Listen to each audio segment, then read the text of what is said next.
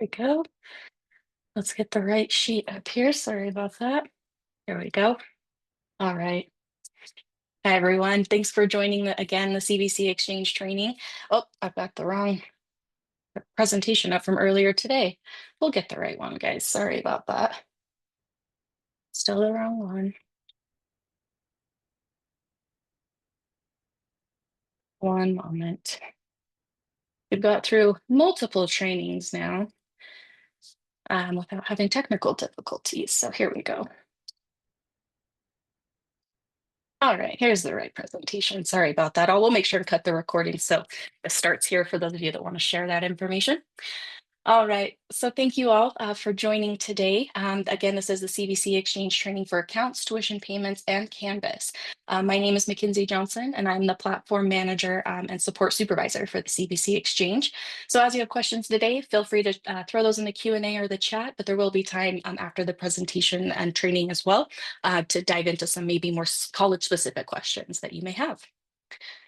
So for our topics today, we are going to go into the administrator dashboard for the CVC Exchange, where we will review our accounts, which is where we can set up accounts for all of your users in the CVC Exchange that have different functionalities. The self-service configuration portal, which is tuition and fees. So that one, we want to make sure we highlight that. And then we're going to go into enrollments as well, because that's where we can see payment information as well as students who have requested financial aid. Our financial aid training is tomorrow, so that's a little bit more in depth, but again, where we can see some of that student information. Then we'll dive into some of our workflow reviews. So actually looking at a student enrollment, looking at what that payment looks like with one of our payment vendors, and then also going into workflows with things like Canvas and sharing some of those resources with your teams. And then talking a little bit about policies that affect the CVC Exchange, as well as some of your colleges as well, and then leading that into some of our support and questions. All right, so for our administrator dashboard, you can see here what I've highlighted for our training today. For those of you that have been attending other trainings this week with the CVC Exchange, we've highlighted other areas in those trainings. And like I said, tomorrow, we're going to be highlighting that financial aid request section. So feel free to attend that training if that's part of your role or functionality. But today I've highlighted the ones that we're going to be going over, and I actually will dive in to the admin dashboard live in our test environment so we can actually go view all of these together. Before we do that, I want to again note that for those of you who are new to the CVC Exchange or maybe not familiar with the admin dashboard, if you do need to set up an account or you need different permissions for your account, you can email our support team. We'll send those resources at the end of this training, but it's also, you're able to just follow along today as well, because you'll see that same information. So for that accounts section that we will dive into, you do need to have the account manager attribute, but that's where you can set up accounts and notifications for users at your college. Whoops, excuse me. For the self-service configuration, again, our tuition setup, you need to have the platform configuration manager attribute. We'll go in and look at that in those accounts, and that's how you set up that tuition again. And then enrollments, really it's the admissions and records, or really kind of any attribute that allows you to access student enrollments, and we'll dive into that. And that's how you can see more student information. So let's dive in.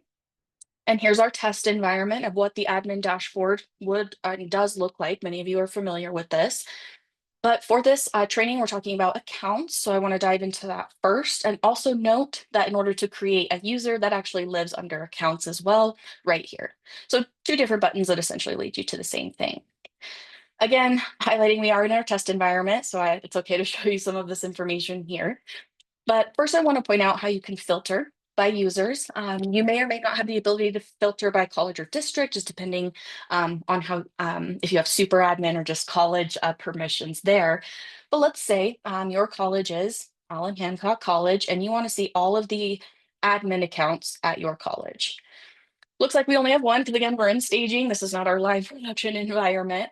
But this is a great way that you could go in and filter. If you have that account manager permissions to go in there and create accounts, you can go in and see and update any of these attributes, which we'll go into in a moment. But that's a great way to filter through. And then the next piece, besides just filtering through these users is you can always download a CSV report that gets emailed to you, and then you can access your users that way. There are colleges that may have, 20, 30, 50 plus users, depending on how many they've assigned to each attribute. So you may want to download that report as well. That could be helpful. But today, what we want to focus on is actually creating the user. So for those of you that are account managers or that you are going to be passing this information to your account manager at your college, we can go in and look at what it looks like to create a user. So essentially, all of this information needs to be complete, but it's this top box really where we need the information either from you or from that user. So you would enter in a full name. As you can see, we have a lot of test users here. We can say kind of the same thing that we've done before, NJ test. You would then set a password. This does need to set that it will tell you the password requirements. In order to set that, we generally use like a CVC Exchange 123 type situation. You can use your college 123, but then tell your user after that their account is created to go in and change their password, right? Because this is just us setting it up on that back end for that user. You may not have the ability to select these as the admin role, but you definitely do need to select your campus. So many of your districts have multiple college campuses. So we just want to make sure that, if you're selecting for CD, that you are selecting the correct college within that, or if it's Allen Hancock, your campus truly is Allen Hancock in this example. Now where we get to are all of the attributes. You can see them listed here, attributes, and all of these different checkboxes. Really, we don't need to go through all of them. There are just a few that I want to highlight, but really our team can help you create accounts and set up accounts or edit accounts whenever you need. But primarily for someone who is setting up accounts for your college, the ones we want to highlight again would be this one here, counselor, which relates to our new financial aid workflow, which we're going to be talking about in our training tomorrow. The financial aid director, which again relates to our financial aid workflow tomorrow as well. Person match and prereq administrators, those probably sound pretty familiar because those are the ones that are approving those prereq requests that come in if you're a teaching college, or those person match requests that are coming in again if you're a teaching college. So you can set that user to have one, both, or multiple of these roles. And then admissions and records. This one is a pretty big one here for students who need to see anything related to application or registration information, including that residency validation. So that, again, could be a home college functionality that we could help assign to that user. And there's our platform configuration manager, which is the tuition policies. There are people at colleges who have multiple roles. There's some who have very specific roles. But what I do want to highlight, as we just went through the main ones there, the main attributes, is that many of these attributes have notifications, automatic notifications tied to them. So while you may have many prereq administrators or prereq approvers at your college, you may not want all 12 of them to receive that notification every time a student registers for a course with a prereq request through the exchange. That's totally up to you and your college. There's lots of different ways to manage those notifications and attributes. And if you ever want to talk with our team more about that, again, I'll share those support resources down at the end of our training, but also we can always schedule additional trainings with your college to go through those accounts and see what would be most effective for your team. So after you select the attributes, let's say this person is going to help with admissions and records, they need access to just registration management. Then you would say create user. That user would be created unless there was any error in the information you input here. So for example, I didn't set a password, so it would error. But otherwise, it'll tell you, yes, this user was successfully created. And then you can inform that user that they can now sign in to the CVC Exchange with their new login. And they can actually say, forgot password or reset password right from that login. And I will share that information and link here in just a moment. So that is an overview of our accounts and create user setup from the admin dashboard. Again, you have to be an account manager to be able to create users, just because we don't want, hundreds of thousands of users that are getting notifications that aren't actually helpful to your system. Okay, so now the next piece here under settings that we're reviewing today is that self-service configuration portal. So the tuition settings, again, working in test. We are going to go in and look at this as an example, but as a reminder, this is something that does need set for your institution. Ideally, every academic year, we don't really see a lot of colleges that are making tuition changes throughout the academic year, but certainly year to year, we want to make sure that your tuition is updated. Unfortunately is not something that we're pulling automatically from your system. So if you do make changes to your tuition, like I said, especially between those academic years, you do need to go in and input that information, which we'll show you now. So Allen Hancock does just pop up first because they're on my alphabetical list here, so they get to be our example today within test. And so as you go to set the tuition, really there are two components, resident and non-resident. Those are what we need to set. However, we need those set for each term. Many of you have probably worked with tuition before, or you've received a training like this before, where we talked about this default tuition, where you could just go in and set an automatic default for resident and non-resident. You are welcome to still do that. However, our recommendation from the CVC Exchange team, as far as using the platform effectively, is to actually set the tuition for each term. We are working to get that created to an academic year. So rather than having to go in and do fall, summer, spring, et cetera, it would be 2024 to 2025. So we are working on that. Potentially that could be something in the future. But for now, just in case there are tuition changes between different academic years, we recommend going in and setting those per term. Now, again, in tests, let's go say, for example, that Allen Hancock needs to go set their fall 2025 tuition. So for their resident policy, they would say new tuition policy. This fills in automatically. And then this is the easiest way to do here. You would set the price per hour, and then the rest of this, like I said, would fill in. So we happen to know that that is $138. That fills in. You scroll down and hit save. Now, when we go and look at fall 2025, we can see that that tuition policy was created. Again, we're in test. Now I need to go set that non-resident policy. Same thing. I'll make up a number. Let's say it was $325. And then you can see the price. Like I said, fill in automatically and save that as well. So now you have your fall 2025 set. It really is that simple. Unfortunately, it's just not information we can pull automatically. So we recommend doing that, just setting all of those terms. Again, you'll receive reminders from our team when it is time to do that. But the reminder here is that if that is not set correctly, students will be charged that fee on the exchange, whatever is set here, and then pay your college, even if that's not the right fee at your college. Does that make sense? Like there could be discrepancies. So we just want to make sure we're solving for that by getting those tuitions set for the upcoming year. If there are any questions about that, we definitely want to address those either, during trainings like this, or you can reach out to our support team, and we would be happy to help you. But again, that is something that needs to be set, especially, like I said, for our teaching colleges where you are offering those courses to other students. All right, so we've gone through accounts and how and where to kind of set up that tuition. But now let's talk about and look at student payment information, excuse me, as well as, where students, you can kind of see maybe where students have requested financial aid as well. And then we'll dive in again to some of those workflows. We are in test, so none of this is live student data, and many of you may already be familiar with this enrollment details report. A couple of our other trainings that will be posted, the recordings will be posted. You can go in and explore these filters a little bit more.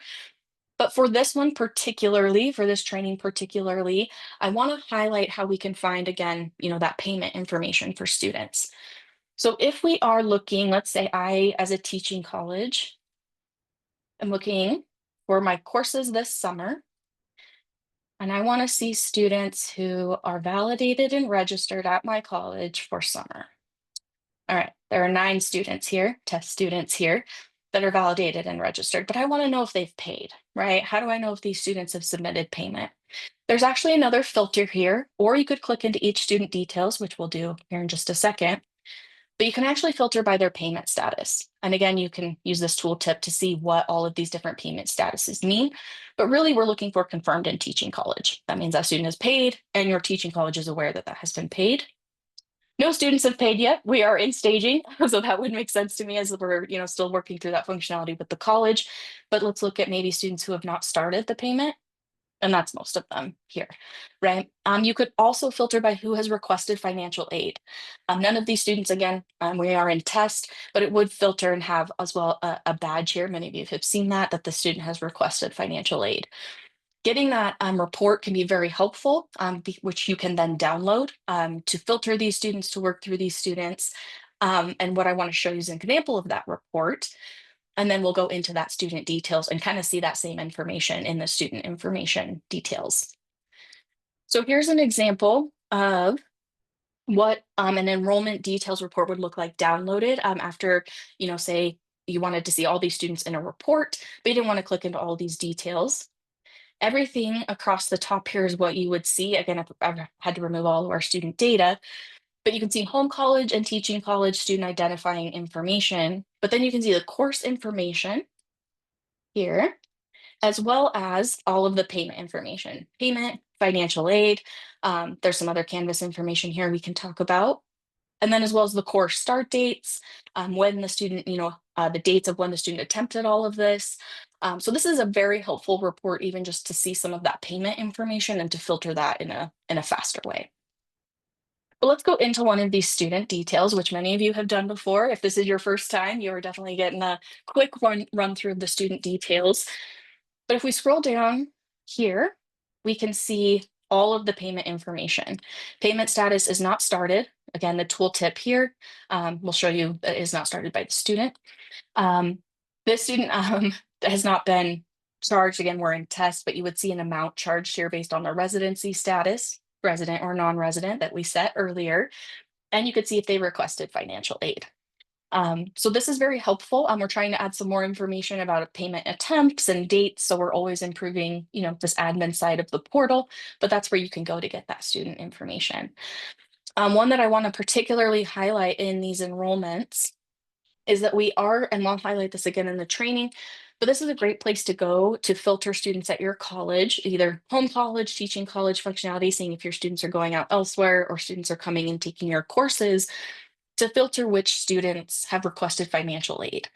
Because what we are seeing is students are, registering at all of our amazing teaching colleges, but as they're waiting for financial aid functionality and approvals from their home college, they're actually getting dropped from courses at the teaching college because the teaching college isn't, maybe filtering or aware of what that student has requested through the CVC Exchange. So it's just a great idea that, you can keep an eye on that financial aid, you can keep an eye on that payment status, and then incorporate that into your college policies like drop for non-payment.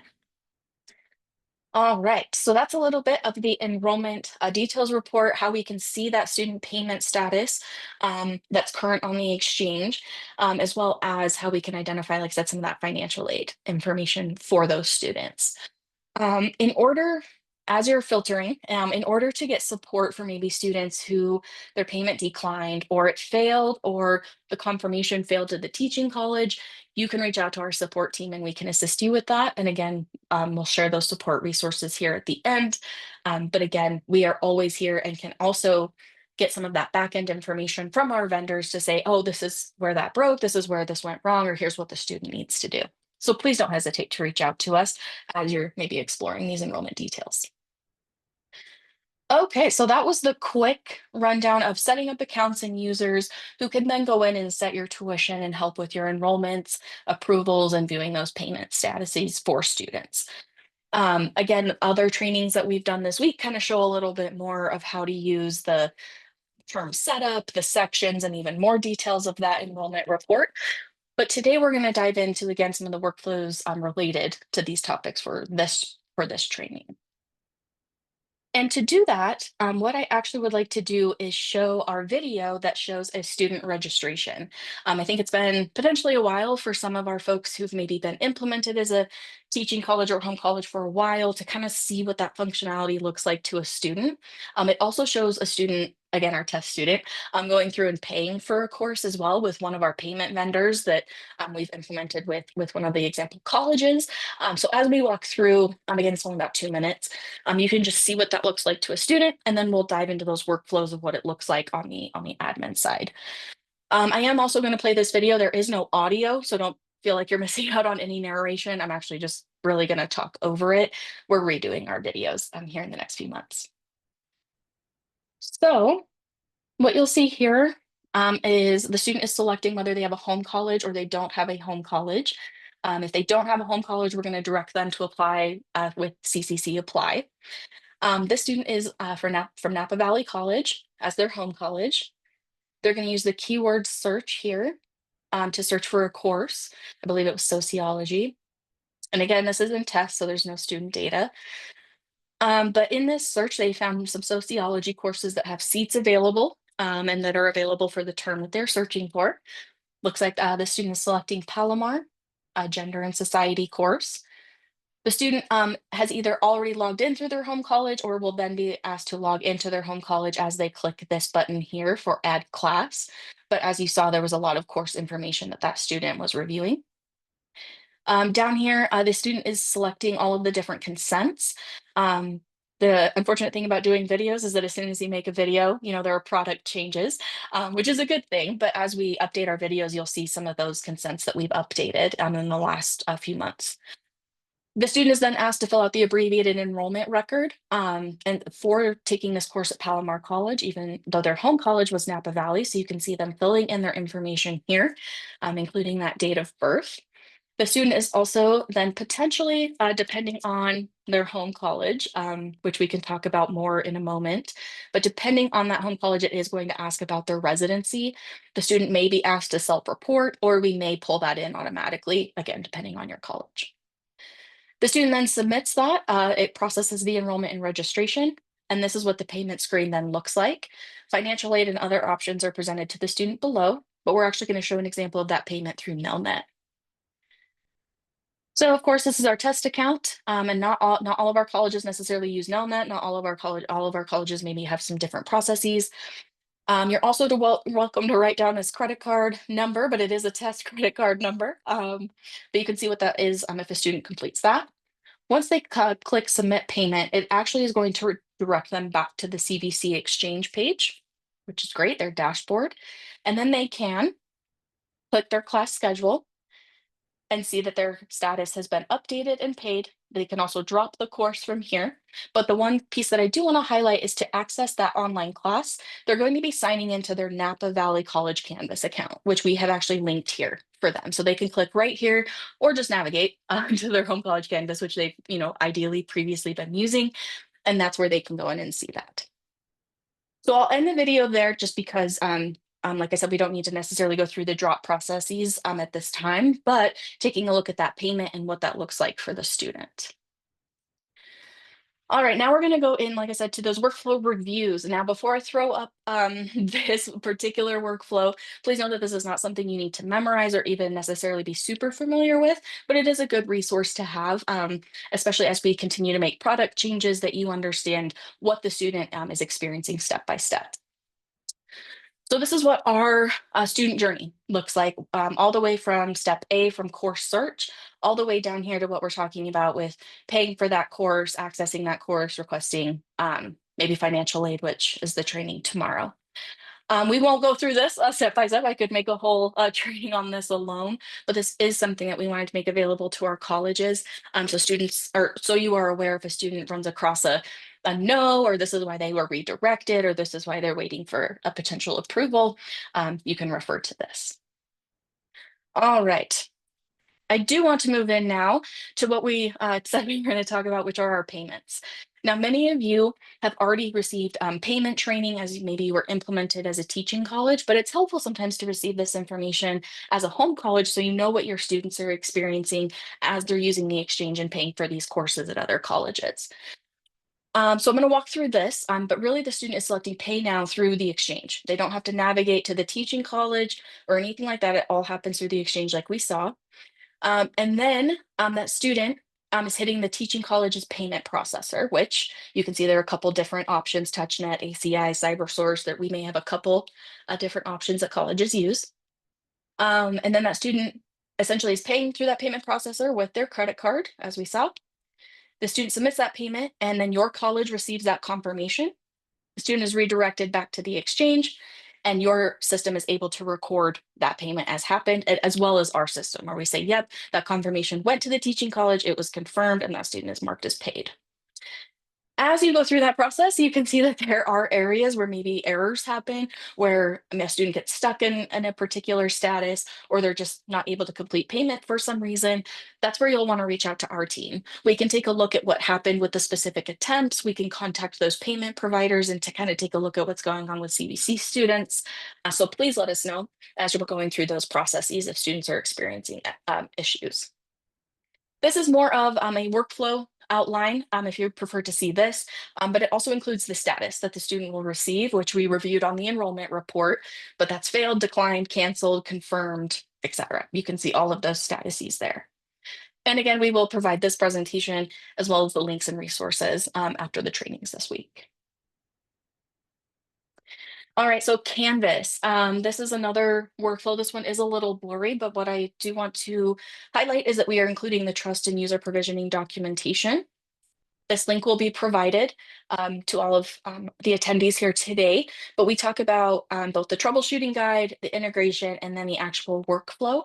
And that's included in our overview of all of these amazing resources that we're going to send to you today.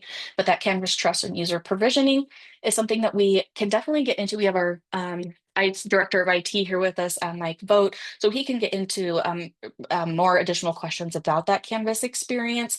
And Mike, sorry, I didn't mean to make you dive in right now, but if there's anything you want to add to that Canvas workflow experience now, that would be fantastic. Otherwise, we can highlight that during the questions as well.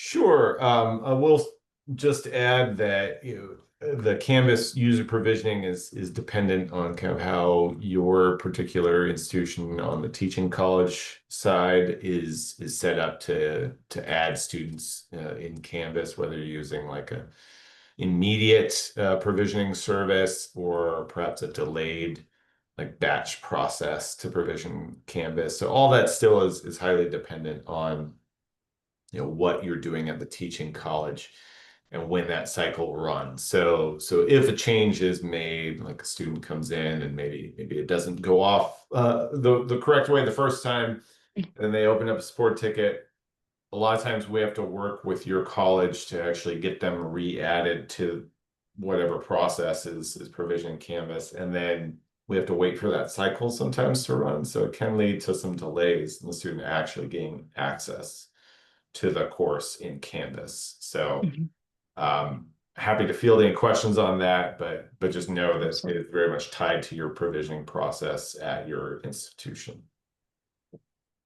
Thank you, Mike. And I believe I mentioned this even before we jumped into our recording today, but we do support quite a few colleges as both home colleges and teaching colleges. So like Mike said, it may depend on your integration and how your college does set up Canvas accounts. So as you have those questions, reach out to the Q&A, reach out to the chat, follow up with us, and we can say, hey, for your specific college, here's exactly what that looks like. But in a training like this, where we need to make it broad enough to give that detail, but with that, it depends for each instance as well.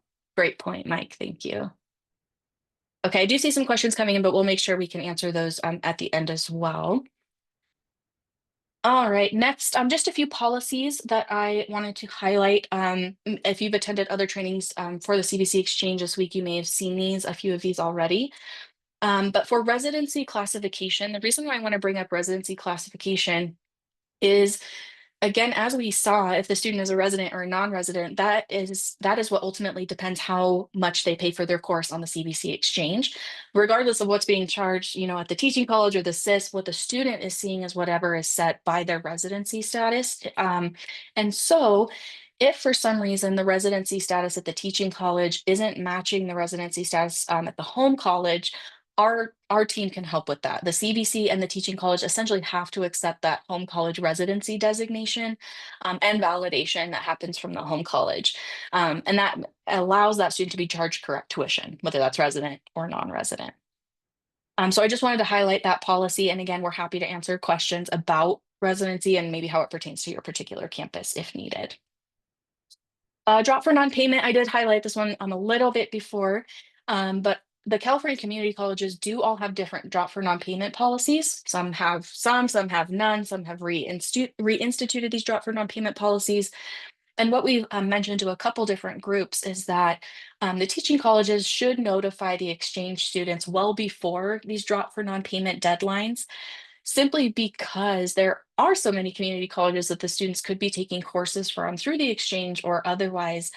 And not everyone has the same drop for non-payment dates, deadlines, policies. So you can certainly use the student's email that's listed on the exchange. That's the one that they've authenticated with and that they've been able to use with, like I said, through the registration process through the exchange. And then you're welcome to notify them. Our team also does that as well when we get a heads up of processes and things that might affect students either at the home college or the teaching college. We're happy to help reach out. We're happy to help run those reports, get that student contact information. So please just reach out to us. And again, we're going to move into some of that support information in just a moment. The other thing for drop for non-payment that we want to highlight for our teaching colleges who, these are the processes affecting our teaching colleges. If these teaching colleges on the exchange are dropping students for non-payment, what we just want to be aware of is that some students have requested financial aid in order to pay for their courses, and that financial aid is distributed by the student's home college. And so if the student is waiting for that financial aid package, which many financial aid packages don't come, really until fall-ish, well, depending on, again, the college, but the students may be waiting for that financial aid. And so then they may get dropped for non-payment. And so it's just something, a policy and things that we want to make sure that the students are aware of. And our team is happy to help your colleges do that, whether that's through websites, notifications, the welcome letter that we send to your students. Again, happy to help with that policy. All right, now moving into support. We are in our third training of the week for the CVC Exchange, but we do have one more tomorrow for financial aid. So if you are someone in your college who is curious about that or specifically works with financial aid, that one will be tomorrow afternoon. And then we are going to have one in the future for exchange transcripts. We have not announced that date or time, but stay tuned for that and we will have that one available as well. All of these trainings will also have recordings and resources posted as well, so you can stay tuned for those. And now the support resources that I have mentioned about a million times throughout the training today. And I do want to highlight just a couple of these specifically. So as you can see, we have admin support, and we've listed the homepage here, which I am going to open for us, simply because there are so many resources. You can see student eligibility, transcripts, financial aid. There's links right to our support desk, as well as logins to the exchange itself. If you scroll down, there's really great resources, an awesome combination of all of our participating colleges.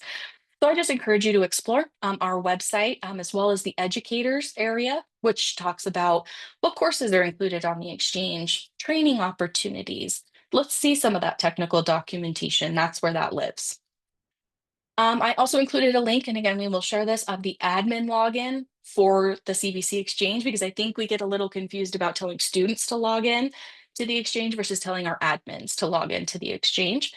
So if we take a look at this, this is what the admin looks like to get into that admin dashboard. And then I'll show you the student one as well. But I also want to highlight our college documentation page. This will be sent out, and it was the one that I talked about earlier that had that Canvas trusted user provisioning, home college and teaching college maintenance tasks, as well as some of our other support resources. So this would be a great one to bookmark and highlight. We keep these ones as up to date as possible, and then try to share those resources with the appropriate groups. I also mentioned our support page. That's just our fresh desk instance. So you're welcome to see our videos, support guides, and submit tickets directly from there. But what I really want to highlight for support, and I want to say 1,000 times, is reach out to us at support@cvc.edu. That is connected to our ticketing service, but it's also answered by our team. So you're going to get, me or Mike or Andrew or all of our amazing support team if you reach out to that email. It's fine to reach out to individual members of the CVC team, but a great example last week is that much of our team was at InstructureCon. So if you're looking for, support answers, reach out to that support email, and our team will make sure and get you in the right contact with those groups. Student support, I just wanted to share really quick, is a little bit different. Again, the homepage is great, but their login is going to look different than the admin login. This is what students see when they log in or are asked to authenticate. They select their home college, and then they're logging in with their home college, or they're using CCC Apply if they do not have a home college. So I just wanted to highlight those differences. Admin shouldn't be signing in here, and students shouldn't be signing in the admin side. And then lastly, for students, student support is a little bit different on the exchange where we have a little bit of level one support provided by our vendor Parchment/Instructure. So students have access to chat, phone, and this email, which also is connected to their ticketing service. So students can get a little bit more of that instantaneous support. You can as well. You have access to the chat, the phone. But what we do is we actually give students this so that level one can help answer their questions as soon as possible, and then escalated student issues get sent to our team to resolve. So we'll share those so you have those to save. But now we have about 20 minutes or so, and I do see some questions coming in, and we do have Mike here with us. So I want to make sure that we have time to answer some of those questions. Um, all right, let me dive in, see what we have. Mike, did you have one that you wanted to answer oh, perfect. Yeah, I think I had a request to drop the resource links into chat with everyone so they can grab those for their notes, which I think you're Absolutely. usually do at the end of the webinar. So Let's that's do that right now. I had the opportunity to meet with the Palomar team a couple of weeks ago, and one thing that came up is possibly really a need for a frontline kind of user guide and like, hey, here's how this all works. So we can definitely get that put together. And I think that's probably something we could share out with a number of different A&R teams, or just kind of the who gets a call from an exchange student at the college typically, and what do you tell an exchange student when you get a call from them of, well, for certain things, you come to the teaching college. For other things, you gotta go to your home college, and just kind of having a matrix, or just kind of a terms and definitions of, for that, for federal financial aid, for example, that's a home college thing. For residency, that's usually a home college thing. For any of these other things like materials or CCPG, that's going to be a teaching college thing. So those kind of terms and definitions is something that we can definitely share with everyone. I love that. Great suggestion. Um, and certainly, like I said, we've mentioned that before. And what I wanted to share again was that link to our Confluence page as well, because that is where our admin guide lives. And then you can see tasks divided by home college and teaching college. But what we are working on, like to Mike's point, is getting that up there of what does the student do, right? When they come across this error, who is the student particularly what does the student need to know about these colleges? So I believe that was on the support doc that I just sent. Yep, our college documentation link, but I'll throw that in the chat as well. Okay, and there's that. Um, all right, and Joseph, I see that you have a question as the account manager. So let me follow up with you. You don't see the self-service configuration portal, so it's possible that we just need to assign that to you. But as the account manager, I completely understand you're like, I should be able to assign that to myself. So we can follow up with you afterwards. We also will be following up with you about some of the Palomar processes I know that you had reached out about as well. So we can follow up on those.